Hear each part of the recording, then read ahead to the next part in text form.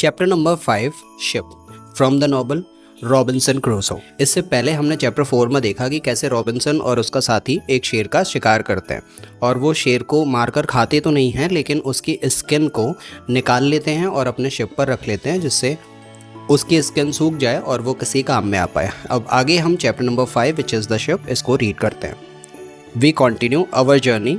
We stop only when we need fresh water. हम अपनी यात्रा को जारी रखते हैं और हम तभी रुकते हैं जब हमें फ्रेश वाटर की ज़रूरत होती है। Soon we see that people live on the land. और जल्दी ही हमें एक ज़मीन दिखाई देती है जिस पर लोग रह रहे होते हैं। One day we see a big group of people. एक दिन हमें एक लोगों का बहुत बड़ा ग्रुप दिखाई देता है। They are on the beach, जो कि बीच पर हैं। They have many childrens. उनके बहुत सारे बच्चे हैं। They watch us, I want to stop. और वो हमें देखते हैं और मैं चाहता हूँ कि मैं रुकूँ यहाँ पर। I want to go to the people. मैं उनसे मिलना चाहता हूँ, मैं चाहता हूँ कि मैं जाके उनसे बात करूँ। But the boy doesn't like this idea. लेकिन लड़का डरा हुआ है और उसको मेरा आइडिया बिल्कुल भी पसंद नहीं आता। ही इज़ स्कैर्ड, क्योंकि वो डरा हुआ है। वो सारे लोग अननोन हैं। उसे ऐसा लगता है कि कहीं इससे कोई खतरा ना हो जाए। The people want to give us some food. और वो जो लोग हैं वो काफ़ी हेल्पफुल दिख रहे हैं और वो हमें कुछ खाना देना चाहते हैं। Two people run to the forest. और दो लोग जंगल में भागते हैं। They return with some food. और वहाँ से वो कुछ खाना लेकर आते हैं। We don't want to go to the beach. और हम बीच पर जाना तो नहीं चाहते, but they don't want to swim to us. लेकिन प्रॉब्लम ये है कि वो भी तैरकर हमारे पास में नहीं आना चाहते। We don't know how to take food. हमें नहीं पता कि हम इस खाने को कैसे लें। The people see this. और लोग ये सब कुछ देख रहे होते हैं, ऑब्जर्व कर रहे होते हैं। They put the food on the ground. तो वो क्या करते हैं, वो वहीं ग्राउंड पर बीच पर ही खाना रख देते हैं। Then they go back. और फिर वो वापस लौट जाते हैं। When they are far from the food. जब वो खाने से दूर जाते हैं। We go to the food. तो फिर हम खाना लेने के लिए उसके पास जाते हैं। Now we are not scared of the people. अब हमें लोगों से डर नहीं लग रहा। They come to us. वो हमारे पास आते हैं। We thank the people. और हम उनको धन्यवाद देते हैं। But we have nothing for the people. लेकिन हमारे पास में उनको वापस देने के लिए कुछ नहीं है, क्योंकि उन्होंने हमारी मदद की, हमें खाना दिया। हमारे पास में इन रिटर्न कुछ उनको देने के लिए नहीं होता। At that moment we see two animals. और उसी समय हमें दो जानवर दिखाई देते हैं। The animals run down from the hill. और वो एनिमल्स दोनों पहाड़ी से भागते हुए नीचे आ रहे हैं। The people are scared. लोग डर जाते हैं ये देखकर। One animal attack a young girl. तो उनमें से एक जानवर एक छोटी बच्ची पर अटैक करता है। I shoot at the animal. तो फिर मैं उस एनिमल को शूट कर देता हूँ। I kill the animal. The second animal is scared. और जब मैं पहले जानवर को मार देता हूँ तो दूसरा अपने आप डर जाता है। The animal runs away. और वो डर कर भाग जाता है। The people are shocked when they hear the gun. और जब मैंने बंदूक से उस जानवर का शिकार किया तो ये देखकर लोग बहुत ज़्यादा शॉक्ड हो जाते हैं। They are also shocked when they see that the animal is dead. और वो बंदूक को देखकर पहले शॉक होते हैं, उसके बाद में फिर बंदूक से जो जानवर मर गया था उसको देखकर और ज़्यादा वो शॉक्ड हो जाते हैं। The people are happy that the girl is alive. लेकिन लोग ये देखकर खुश है कि लड़की अभी जिंदा है। दे थैंक अस। और वो हमें धन्यवाद देते हैं। They give us more food and water. और वो हमें और ज़्यादा खाना और पानी देते हैं। Now we have a lot of food. अब हमारे पास में बहुत सारा खाना, पानी है हमारी बोट पर। We continue our journey. हम अपनी जर्नी को जारी रखते हैं। The next day we see some island. अगले दिन हमें कुछ आइलैंड और दिखाई देते हैं। I think that we can visit the island. और मुझे लगता है कि इन आइलैंड पर हमें जाना चाहिए और एक्सप्लोर करना चाहिए कि वहाँ पर एक्चुअल में कुछ इंटरेस्टिंग है या फिर नहीं है।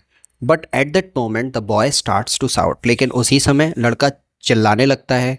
He starts to shout because he sees a ship. वो चिल्लाता इस वजह से है क्योंकि वो एक शिप को देखता है।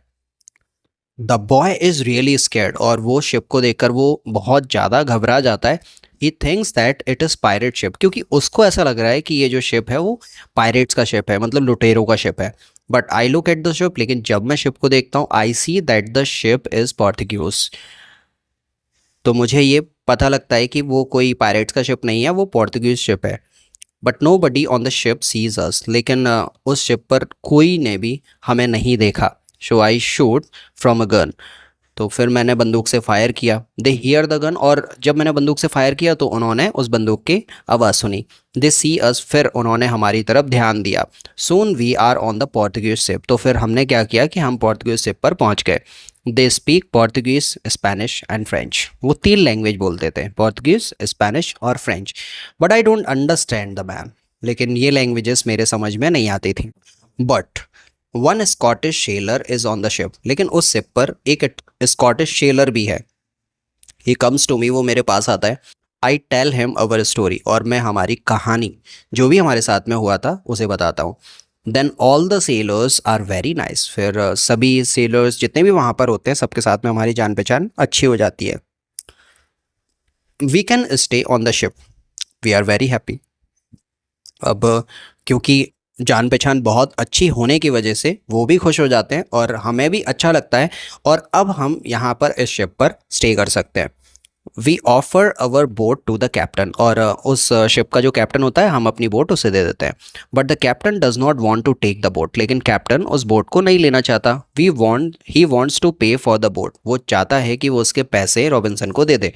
इट्स वेरी नाइस, ये बहुत अच्छी बात है, कैप्टन बहुत ही ईमानदार है। I tell him that he can buy our boat, तो मैं उसको बोलता हूँ कि ठीक है, अगर वो पैसे देने के लिए इंटरेस्टेड है तो वो हमारी बोट को खरीद सकता है, मैं उसे बेचने के लिए रेडी हूँ। I give him a good price, और मैं उसे एक स्टैंडर्ड प्राइस बता देता हूँ। It is a half of usual price, और जितनी प्राइस बोट की होनी चाहिए उससे आधी प्राइस मैं उसे बताता हूँ, जिस पर कैप्टन एग्री कर देता है। The captain also wants to train the boy as a sailor. अब जो कैप्टन है वो इतना काइंड है कि मेरे साथ में जो लड़का था, कैप्टन चाहता है कि वो उसको एजुकेट करे कि शिप को कैसे ऑपरेट किया जाता है। I don't like this idea, लेकिन मुझे शिप को ऑपरेट करने का आइडिया बिल्कुल भी अच्छा नहीं लगता। आई think that the boy is very young for this job, मुझे ऐसा लगता है कि वो लड़का अभी छोटा है एक शिप को ऑपरेट करने के लिए। आई think that the boy also needs freedom, और मुझे ऐसा लगता है कि लड़के को अभी और आज़ादी की ज़रूरत है, इसे अभी किसी काम में बंद कर नहीं रहना चाहिए। But the captain says that it is good for a boy, लेकिन कैप्टन के अकॉर्डिंग वो ऐसा मानता है कि अभी ये उसकी सही सीखने की उम्र है, और वो जितना जल्दी सीख जाएगा उतना ही ज़्यादा अच्छा वो सेलर बन सकता है। So that is it from this chapter number 5। क्या हुआ इसके आगे हम आगे के चैप्टर्स में रीड करेंगे। So for now thank you very much for watching this video, like share and subscribe.